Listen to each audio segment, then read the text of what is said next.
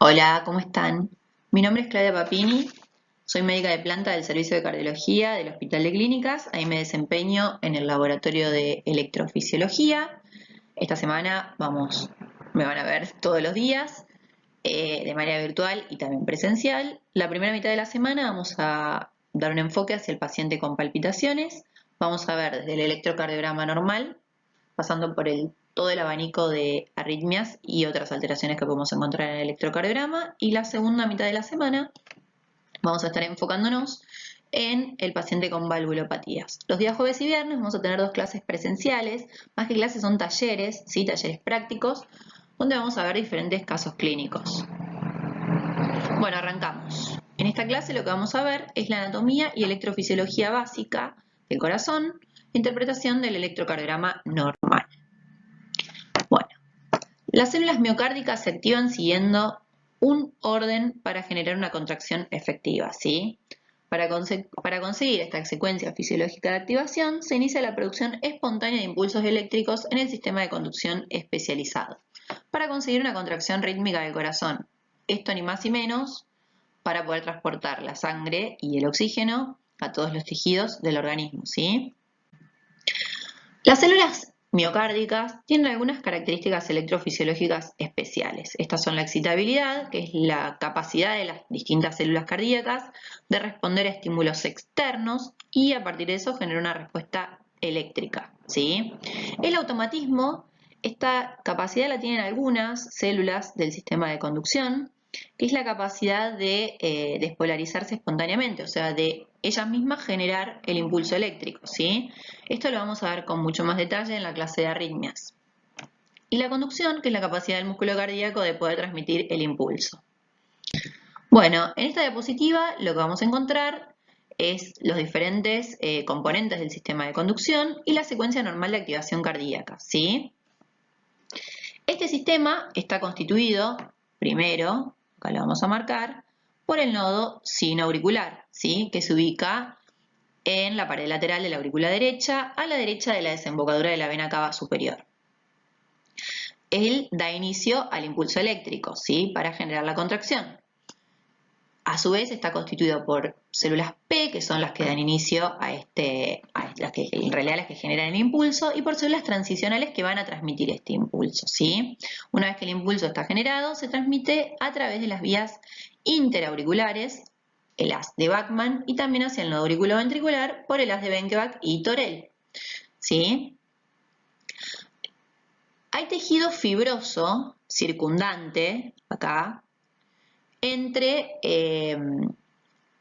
o sea, alrededor de las válvulas auriculoventriculares, ¿sí? Por lo que acá, generalmente, no hay conexión directa entre las cavidades auriculares y ventriculares, más que por el nodo auriculoventricular, ¿sí? Que si se acuerdan, allá lejos y hace tiempo, de anatomía, el nodo auriculoventricular se encuentra ubicado en el triángulo de Koch, ¿sí? Los límites del triángulo de Koch son el ostium del seno coronario, el tendón de Todaro y la pared septal de la valva tricúspide, ¿sí? Perdón, la valva septal de la válvula tricúspide. En esta zona, como está rodado por tejido circundante, acá llegan todos los estímulos al nodo auriculoventricular, se genera un retraso en la conducción, ¿sí? Además se genera este retraso porque el nodo auriculoventricular, tanto el nodo auriculoventricular como el nodo sinoauricular, está formado por unas células especiales, que ya se deben acordar, los vieron en fisiología, son fibras que se llaman cálcicas. Después lo vamos a ver esto con más detenimiento, ya les digo, en la clase de arritmias, pero que son fibras lentas, así que acá se va a producir un retraso en la conducción. Rápidamente, del nodo auriculoventricular, lo que sale es el haz de His, ¿sí? El haz de His perfora el septunio interventricular y se va a dividir en dos ramas, una rama derecha y una rama izquierda. La rama izquierda, a su vez, en este gráfico no está, ahora lo vamos a ver posteriormente, se divide en dos fascículos, un fascículo anterosuperior y un fascículo inferoposterior, ¿sí? Bueno, y de ahí, tanto de la rama derecha como de las bifurcaciones de la rama izquierda, sale la red de Purkinje, ¿sí? Que se distribuye en el músculo ventricular.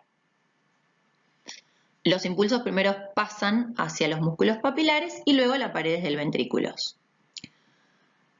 Cada latido cardíaco cada latido cardíaco está representado en el electrocardiograma, ¿sí? La onda P, que es la primera deflexión que aparece, corresponde a la despolarización de las aurículas, ¿sí? Luego se registra o luego baja nuevamente al nivel inicial, ¿sí? Que esto no es nada más ni nada menos que el retraso que se provoca o que se produce a nivel del nodo auriculoventricular, ¿sí? La segunda deflexión que vamos a ver, que puede tener distintas polaridades, posteriormente lo vamos a ver, es el QRS, que corresponde a la despolarización de los ventrículos, ¿sí? Posteriormente vuelve nuevamente a su línea isoeléctrica para volver a tener una deflexión positiva, que esto representa la repolarización de los ventrículos, ¿sí? A ver, dijimos entonces, la onda P representa la despolarización de las aurículas. Este intervalo, que después le vamos a poner un nombre, representa el retraso que se provoca a nivel del nodo auriculoventricular. Después, posteriormente, hay otra deflexión que corresponde al QRS, que es la despolarización del ventrículo, y posteriormente la onda T, que es la repolarización de los ventrículos. Ahora la duda es, ¿las aurículas nunca se repolarizan? Sí, se repolarizan. Lo que pasa que justo cuando se provoca la repolarización de las aurículas está la despolarización de los ventrículos, o sea que la repolarización de las aurículas queda cubierta en el electrocardiograma por algo que tiene mucha más fuerza, que es la despolarización del ventrículo, ¿sí? Bueno, seguimos.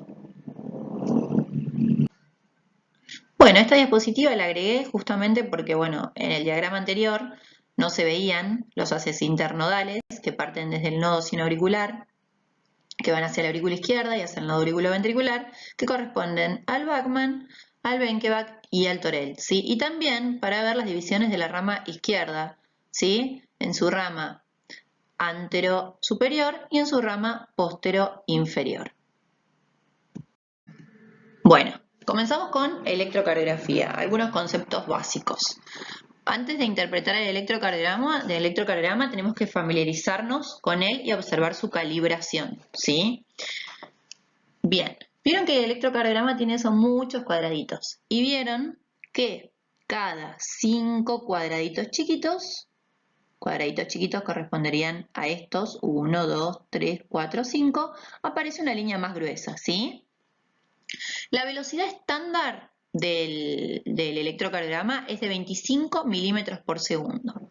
Cada uno de estos cuadraditos chiquitos es de 1 milímetro de ancho por 1 milímetro de alto, ¿sí? Así que si 25 milímetros es por segundo, ¿cuánto representa 1 milímetro, ¿sí? En segundos.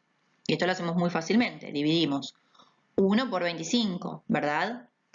Entonces, cada uno de estos cuadraditos chiquitos de 1 milímetro representan 0.04 segundos o 40 milisegundos, ¿sí?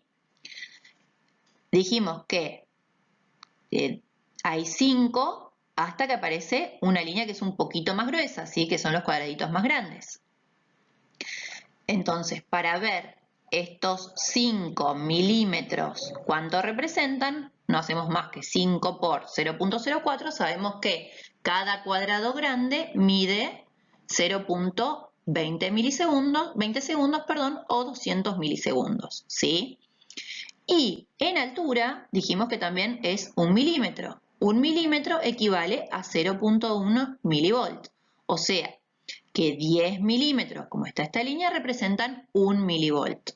O sea, que el cuadradito chiquito de ancho tiene 1 milímetro que representa 0.04 segundos. 5 de estos son 0.20 segundos. Y en altura cada cuadradito chiquito es 1 milivolt que corresponde a 0.1 milivolt, ¿sí? Esto igual posteriormente lo vamos a ver y lo vamos a ver mucho en el taller. Bueno, como vemos en esta diapositiva, tenemos un electrocardiograma, ¿sí? Lo primero que tenemos que ver, como dijimos, es la calibración. Vemos este círculo grande, si lo ven ahí chiquito, dice 25 milímetros por segundo, ¿sí? Que esta no es más que la calibración estándar. del electrocardiograma. Siempre hay que chequearlo porque eso nosotros lo podemos ajustar. Por ejemplo, se puede aumentar la velocidad a 50 milímetros por segundo. Y entonces, como lo podemos ajustar, esto es para ver algunas cosas con mayor detenimiento, tenemos que chequear que esté siempre en 25 milímetros por segundo. Bien, y estos cuadrados grandes, lo que tenemos son las diferentes derivaciones. Tenemos 6 derivaciones frontales y 6 derivaciones horizontales, ¿sí? Ahora esto lo vamos a ver con más detalle en diferentes filminas, pero las derivaciones no son más que lo que hacen, están ubicadas en diferentes puntos y ven el corazón desde algún ángulo, ¿sí? Ahora lo vamos a ver con mayor detenimiento. Entonces, el electrocardiógrafo registra la actividad eléctrica cardíaca que se conduce por medio de cables a las placas metálicas que están ubicadas, como dijimos, en diferentes puntos, que van a ver el corazón desde diferentes ángulos, que son las derivaciones, ¿sí? La corriente eléctrica generada por el corazón se conduce por medio de los cables o se transmite de manera inalámbrica en los aparatos más nuevos por ondas de radio a un dispositivo receptor, ¿sí? Este dispositivo receptor, perdón, lo que tiene es un amplificador que magnifica las señales eléctricas, ¿sí? Bueno, y lo que vemos es el potencial eléctrico, sí, que este potencial eléctrico tiene una expresión vectorial. ¿Qué es una expresión vectorial? Es una fuerza con longitud y polaridad o con sentido, ¿sí? Bueno, como vemos acá, entonces dije 6 derivaciones frontales y 6 derivaciones horizontales. Las derivaciones horizontales van a ver el corazón ahora lo vamos a ver en la diapositiva siguiente que lo vamos a ver un poquito mejor. Bueno, acá empezamos con las derivaciones frontales, ¿sí? Las derivaciones frontales son de 1, de 2, de 3, ABR, ABL y ABF.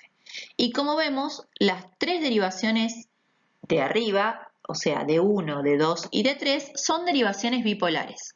¿Qué significa que sean derivaciones bipolares? Que tienen dos polos, ¿sí? O sea, que representan la diferencia de potencial eléctrico entre un polo positivo y un polo negativo, ¿sí? El vector va a ir en dirección siempre al polo positivo, ¿está bien? Y las derivaciones monopolares, que son las de abajo, ABR, ABL y ABF, solo tienen un polo que es el positivo, ¿sí? O sea que van a mirar solamente la polaridad positiva. Bueno, vamos a empezar a explicar las derivaciones, ¿sí?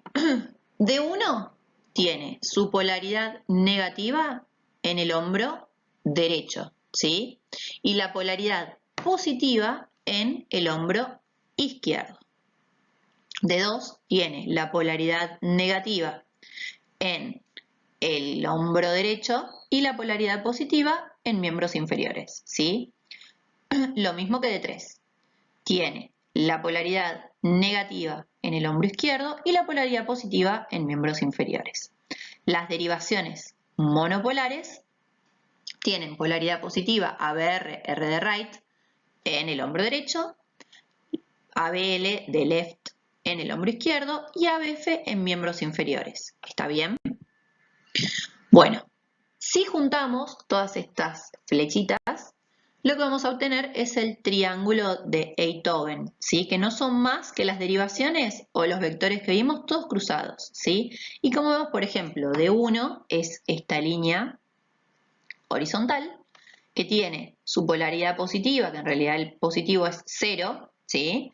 Y la polaridad negativa en menos 180. ¿Está bien?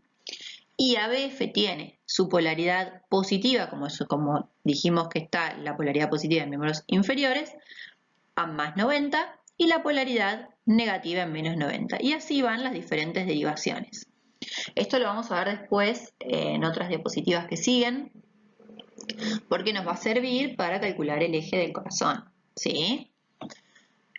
Esto después, ya les digo, ténganlo con ustedes, siempre que les caiga un electro, fíjense si le pueden ir haciendo el eje, así van practicando.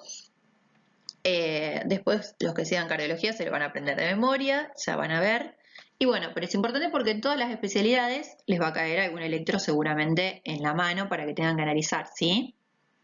Bueno, esto lo vamos a ver que ya les dije con un poquito más de detalle más adelante. Bueno, y acá tenemos las otras derivaciones que son las derivaciones horizontales que van a ver al corazón de esta manera, ¿sí? lo van a cortar de manera transversal. ¿Está bien?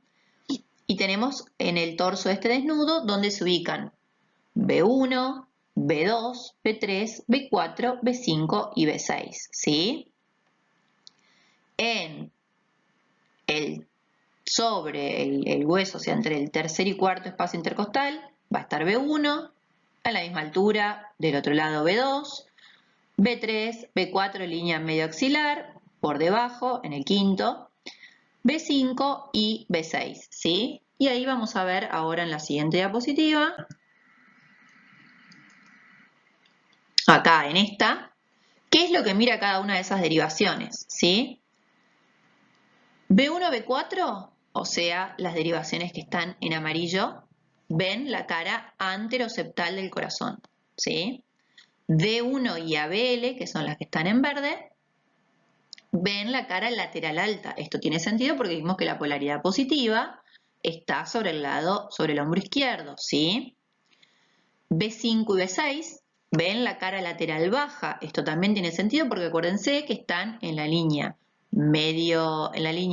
axilar anterior y en la línea axilar, ¿sí? Y D2, D3 y ABF, que son los que están en celeste, ven la cara inferior del corazón, que también tiene sentido porque vimos en las diapositivas anteriores que su polaridad positiva se encuentra en la parte inferior, o sea que ven el corazón desde abajo, ¿sí? Bien, esto también es importante. Estos son algunos conceptos para tener en cuenta, ¿sí?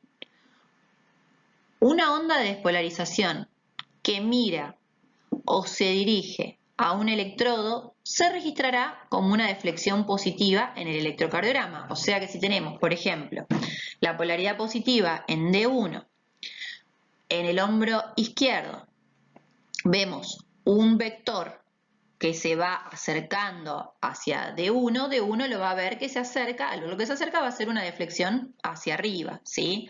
En cambio, una onda de despolarización que se aleja de un electrodo, acuérdense que D1 está mirando desde el hombro izquierdo, que se aleja de D1 va a ser una deflexión negativa en el electrocardiograma, ¿sí? Y una onda de despolarización que se mueve en ángulo recto en relación al electrodo, o si no de manera perpendicular, lo que va a escribir es una línea isoeléctrica, ¿sí? Ahora vamos a ver nuevamente un poquito de detalle porque esto es bastante complejo. Antes que nada vamos a ver, por ejemplo, acá teníamos un vector que se acerca, ¿sí? Vemos que este vector se está acercando a B5 y B6, por lo que escribe una deflexión positiva, pero a su vez se está alejando de ABR y ABL, por lo que hace una deflexión negativa, ¿sí? Se está alejando desde donde está mirando, ¿sí? Entonces hace una deflexión negativa. Lo mismo cuando se acerca a donde está mirando la derivación, hace una deflexión positiva. Bueno, acá en esta diapositiva tenemos un poquito más de lo mismo, pero para que se entienda, por ejemplo, en esto lo que tenemos toma la derivación solamente D1. D1 dijimos que tiene la polaridad negativa en el hombro derecho y la polaridad positiva en el hombro izquierdo. O sea que imagínense que D1 está mirando desde acá, ¿sí? Como que, bueno, imagínense que hay un ojito acá, D1 mira desde acá. Si vemos, por ejemplo, que un vector cardíaco de despolarización viene desde acá y se acerca hacia la polaridad positiva, en el electrocardiograma se va a inscribir una deflexión positiva, ¿sí? Lo mismo que acá, porque si bien va hacia abajo, se está acercando hacia el lado positivo. Va a ser una deflexión también positiva, pero con menor amplitud, ¿sí? Acá en este de abajo, como dijimos, si el vector de despolarización es perpendicular, ¿sí? Lo va a ver como una línea isoeléctrica, ¿sí? O posteriormente vamos a ver isodifásica. Y en este último ejemplo, vemos que, por ejemplo, si un vector se aleja desde donde está mirando, o sea, desde el lado positivo de la derivación, se aleja, se va a escribir una deflexión negativa, ¿sí? Bueno, espero que más o menos se entienda. Igualmente lo vamos a ver, lo vamos a seguir viendo esto en las clases presenciales. Bueno, en esta diapositiva lo que tenemos es, porque en lo otro vimos cómo ven las derivaciones a las diferentes derivaciones dependiendo de un vector, ¿sí? Acá lo que vamos a ver es la despolarización o la activación eléctrica normal del corazón, ¿sí? En este dibujito de acá o en este diagrama de acá del corazón, lo primero que vemos es que el primer segmento del miocardio ventricular que es estimulado, para despolarizarse en cada ciclo cardíaco, es la porción medial del septum interventricular en el lado izquierdo, ¿sí? La superficie se vuelve más negativa con respecto al interior y se genera lo que es un potencial eléctrico. La corriente inicial se orienta hacia el ventrículo derecho y en dirección inferior, ¿sí? Entonces, tomando acá que tenemos dos derivaciones, ABL, recuérdense que ABL tiene su polaridad positiva en el hombro izquierdo, o sea que es como que está mirando desde ese lugar, y ABF tiene su polaridad positiva en miembros inferiores, o sea como que es un ojito que está mirando desde abajo, ¿sí? Entonces, este vector de despolarización, ABL va a ser una deflexión negativa y ABF va a ser una deflexión positiva, ¿sí? Se va extendiendo la onda de despolarización por el miocardio ventricular, pero las fuerzas provenientes del miocardio izquierdo, que el miocardio izquierdo sabemos que tiene una pared mucho más gruesa, se sobreponen a las del derecho, por lo que de esta forma el vector eléctrico se desplaza, como vemos en este tercer dibujo, de derecha hacia la izquierda.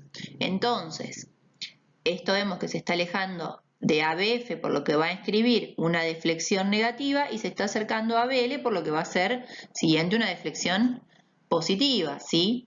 Y al final la despolarización, la superficie muestra nuevamente una carga homogénea y no se registra alguna fuerza eléctrica adicional.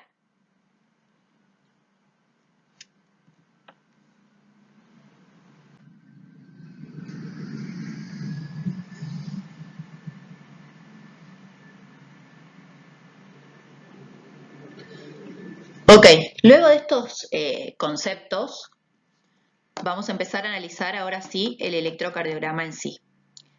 Hay que tener en cuenta que muchos trastornos cardíacos alteran el registro del electrocardiograma, por lo que es importante analizarlo de manera estandarizada, ¿sí? Para evitar pasar por alto algunas alteraciones sutiles. Por eso es muy importante que ustedes recuerden de manera esquemática cómo se debe analizar un electro, ¿sí? Esto lo van a encontrar en este mismo orden, del libro que lo lean lo van a encontrar de esta manera, ¿sí? Lo primero que tenemos que ver es verificar la calibración. Recuerden que la calibración estándar es de 25 milímetros por segundo. Así que ustedes tienen que chequear, siempre está escrito en el papel o les va a aparecer en la pantalla a qué velocidad va. Después lo que vamos a ver es el ritmo cardíaco, posteriormente la frecuencia, el eje, intervalos y segmentos y alteraciones, que eso lo vamos a ver en otras clases.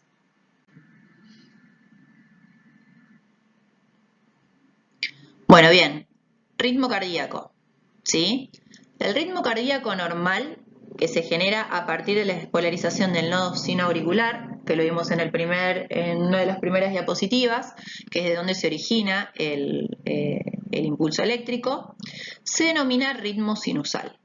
Pero para que sea ritmo sinusal, tiene que cumplir con algunos criterios, ¿sí? Estos criterios son los que están enumerados acá posteriormente. Primero, cada onda P va seguida de un QRS, ¿sí? Cada QRS debe ser precedido por una onda P. Son muy similares, pero no es lo mismo, porque después lo vamos a ver en otras clases en algunas alteraciones, ¿sí? La onda P tiene que ser positiva en D1, D2 y D3, porque si recuerdan, siguiendo el esquema de despolarización, el impulso arranca desde el nodo sinoauricular, va hacia la aurícula izquierda, va hacia el nodo auriculoventricular, de ahí al GIS, del GIS por los distintos fascículos y de ahí las fibras de Purkinje. Fíjense que tiene una dirección que va hacia el lado izquierdo y hacia abajo, por lo que en D1, D2 y D3 tiene que ser positiva, ¿sí? Y el intervalo PR, que el intervalo PR es desde el inicio de la onda P hasta la R del QRS, tiene que ser superior o igual a 0,12 segundos, ¿sí? Bueno,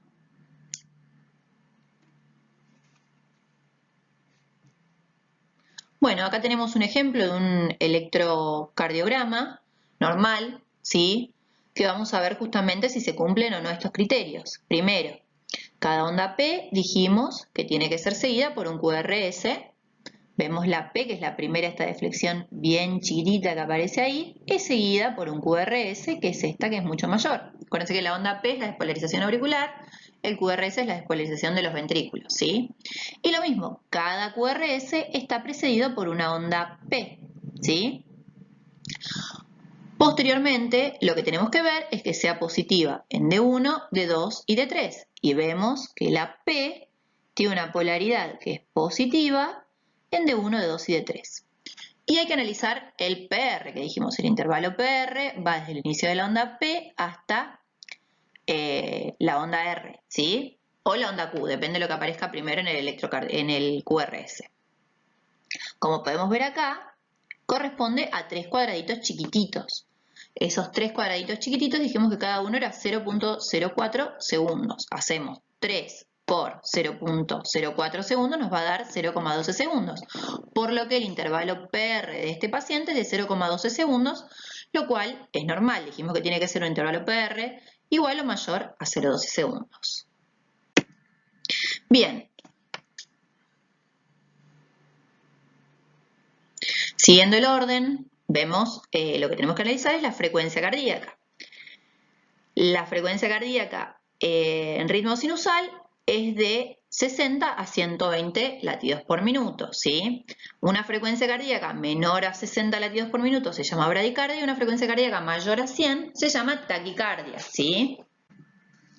¿Cómo vamos a calcular entonces la frecuencia cardíaca desde el electrocardiograma, ¿sí? Como ven, acá tenemos una fórmula, ¿sí? Que va a ser 1500 dividido el número de milímetros entre latidos, ¿sí? Entonces vamos a contar el número de cuadraditos chiquititos entre dos complejos QRS consecutivos. Acá vemos que hay 23 cuadraditos chiquitos que corresponderían a 23 milímetros entre latidos. Hacemos una cuenta fácil, 1500 dividido 23 nos va a dar que este electrocardiograma está a 65 latidos por minuto.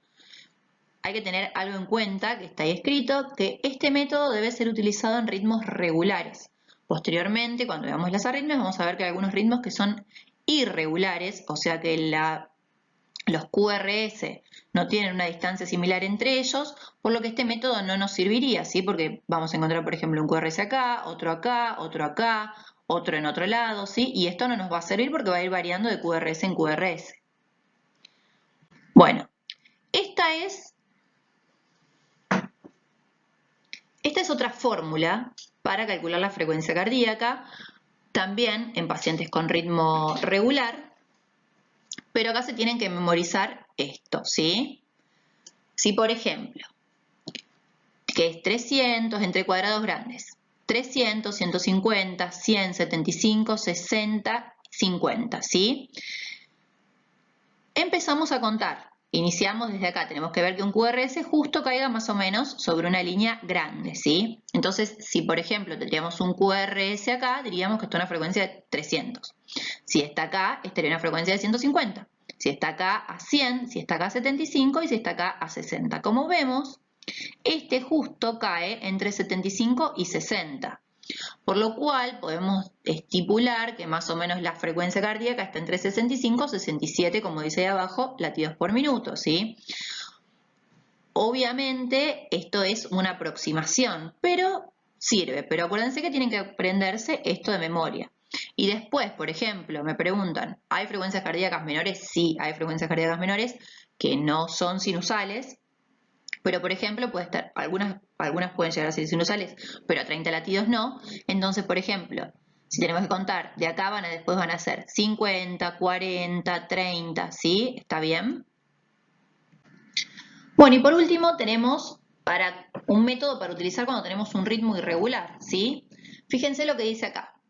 El papel de registros de electro a menudo muestra marcadores a intervalos de 3 segundos en la parte superior o inferior del registro. Van a encontrar que cada 15, si ustedes después lo van a contar, acá hay 15, 15 cuadrados de los grandes representan 3 segundos, van a encontrar como unas liñitas acá, ¿sí? Que les va a ir marcando. Entonces ustedes lo que van a hacer, van a contar en esos 15 cuadrados cuántos QRS caen. 1, 2, 3, 4, 5, 6. Esto lo tenemos que multiplicar por 2, ¿sí? O sea que nos va a dar 12 y eso multiplicarlo por 10. O sea que el paciente está en esto a 120 latidos por minuto. No se desesperen, después lo vamos a hacer en el taller, lo vamos a ir haciendo de manera práctica para que vayan interiorizándose con esto. Seguimos.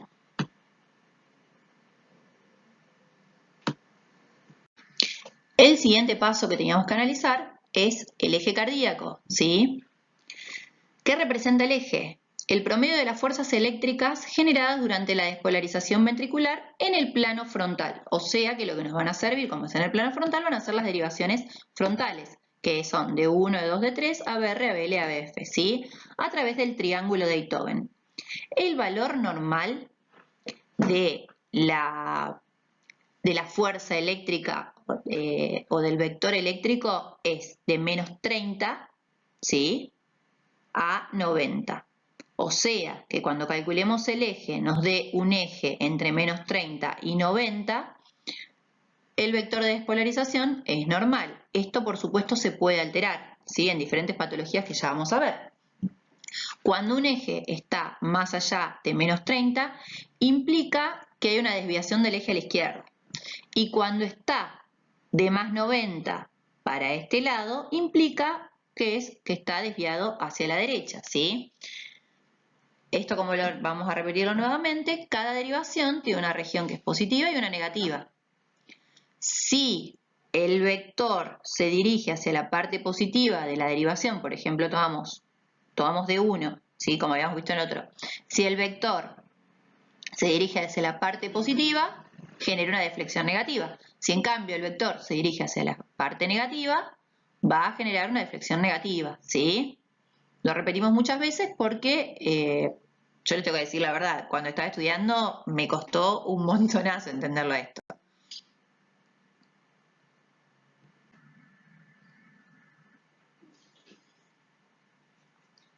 Bien, y acá tenemos para hacer un ejemplo en este electrocardiograma, que no es más que el electrocardiograma que habíamos visto previamente. Lo que pueden hacer ustedes, que esto no lo hicimos, es utilizar los dos métodos de frecuencia para medir la frecuencia cardíaca para ver qué frecuencia cardíaca está este paciente, ¿sí? Bueno, vamos a ver. A mí lo que me gusta hacer siempre es tomar D1 y ABF, ¿sí? D1 sabemos que es del lado positivo está en 0 grados, del lado negativo en 180, menos 180. Y ABF tiene su polaridad positiva en la parte inferior y la polaridad negativa en la parte superior, que representa abajo más 90 y abajo menos 90. Entonces yo lo que hago, como tomo esas dos derivaciones, veo D1 en el electrocardiograma y veo ABF. Veo que las dos tienen polaridad positiva, siendo más positiva en el QRS, ¿verdad? Siendo más positiva en ABF, por lo que sé, como es positiva en D1 y es positiva en ABF, va a estar el eje en este cuadrante que nos queda acá, ¿sí? Bueno, después lo que hago es busco una que sea isodifásica. ¿Qué significa isodifásica? Que tenga la misma cantidad de cuadraditos para arriba que cuadraditos para abajo, o más o menos, ¿sí? Acá la que yo veo que es isodifásica es ABL, ¿sí? ABL la tenemos acá. Dijimos que cuando el vector pasa de manera perpendicular a la derivación donde está isodifásica, ¿sí? Lo está mirando de manera perpendicular. Entonces tenemos, si ABL es la isodifásica, la perpendicular a ABL no es más que de 2. Entonces el eje eléctrico de este electrocardiograma es más 60, ¿sí? También, obviamente, esto es un método que nos va a permitir una aproximación, pero una aproximación bastante exacta. De hecho, este paciente tiene un eje en más 62 grados, ¿sí? No está escrito acá, pero es lo que está medio correctamente. Nosotros sacamos uno de más 60. Practíquenlo esto con todos los electros. Ya les dije, esto lo vamos a practicar también en el taller y lo vamos a hacer de manera presencial. Bien, y para ya ir finalizando, vamos a ver, esto es para ya ir finalizando, vamos a ver los diferentes ondas e intervalos que hay, ¿sí? Primero tenemos la onda P, que dijimos que es la despolarización auricular. Acá fíjense que esto representan los cuadraditos chiquititos, ¿sí? Y fíjense, si cuentan de acá para acá, esto es un cuadrado grande que tiene 5 chiquititos. Bueno, tenemos la onda P inicia más o menos acá y acá. Una onda P normal es menor a 0,10 segundos. Esta, si fíjense, si ustedes pueden ver, es un cuadradito y un cachito más de este y este, ¿sí? O sea que más o menos esto sería 0,8 segundos, lo cual es una P normal. Y en alto, fíjense, que es más o menos un cuadradito, o sea que es de 1 milímetro o 0,1 milivolts, o sea que también es normal. El intervalo PR, que representa la despolarización de la aurícula izquierda más el retraso que se produce en el nodo auriculoventricular, lo normal es que sea menor a 0,20 segundos y mayor a 0,12 segundos. Si contamos de acá hasta acá, vamos a tener 1, 2, 3, un cachito de este cuadradito y otro cachito, o sea que sería más o menos 4, ¿sí? O sea que si cada uno de estos cuadraditos es 0,04, hacemos 0,04 por 4 nos va a dar 0,16 segundos. Dijimos que lo normal del PR es de 0,12 hasta 0,20 segundos, entonces también está bien ¿sí? Posteriormente tenemos el QRS, que es la despolarización ventricular. Lo normal es que dure menor a 0,10 segundos. Fíjense que este justo tiene un cuadradito y un cachito más. Como si fuese más o menos 0,9 segundos, también es normal. Esto es el segmento ST. Esto ya es parte de la repolarización del ventrículo, el segmento ST, más el QRS, segmento, ¿por qué? ¿Qué diferencia hay entre un intervalo y un segmento? Por ejemplo, acá tenemos, esto dijimos que es el intervalo PR. El segmento PR es desde la finalización de la onda P hasta el inicio de la R, o en este caso la primera inflexión que tiene es una Q, ¿sí? Entonces, el segmento va desde esta finalización, acá, desde esta onda S, ¿sí? Hasta el inicio de la onda T. ¿Está bien? Esto lo vamos a ver que se altera en los síndromes coronarios, ¿sí? Puede subir o puede bajar. Y posteriormente tenemos la onda T, ¿sí? Que generalmente es de polaridad positiva en casi todas las derivaciones, excepto en ABR, que lo vamos a ver que es negativa, porque acuérdense que ABR ve todo que se aleja porque tiene la polaridad positiva en el hombro derecho. Y corresponde, ya dije, a la repolarización. Y tiene una rama ascendente y una rama descendente que siempre son un poquito asimétricas. Y lo que importa acá es medir el intervalo QT, porque esto se puede llegar a alargar o prolongar y puede ser mecanismo de arritmias. El intervalo QT se mide desde el inicio de la onda Q o de la R, lo que tenga el QRS del paciente, hasta la finalización de la onda T. Lo normal es que mida menos de 0,44 segundos, ¿sí? Este intervalo QT siempre hay que ajustarlo a la frecuencia cardíaca, con una fórmula que ya la vamos a ver más adelante.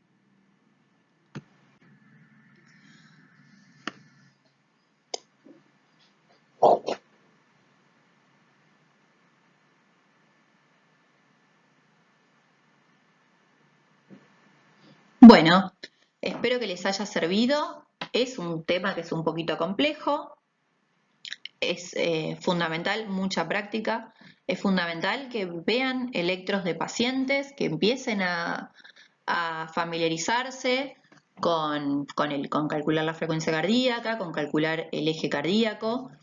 Vamos a ver, voy a tratar de llevar la mayor cantidad de casos que pueda, así esto lo vamos haciendo, y es importante también que se acuerden cómo está el orden de lo que tienen que ir viendo, ¿sí? Dijimos primero la calibración, segundo el ritmo, segundo la frecuencia, tercero la frecuencia cardíaca, posteriormente el eje, después los diferentes intervalos, ¿sí?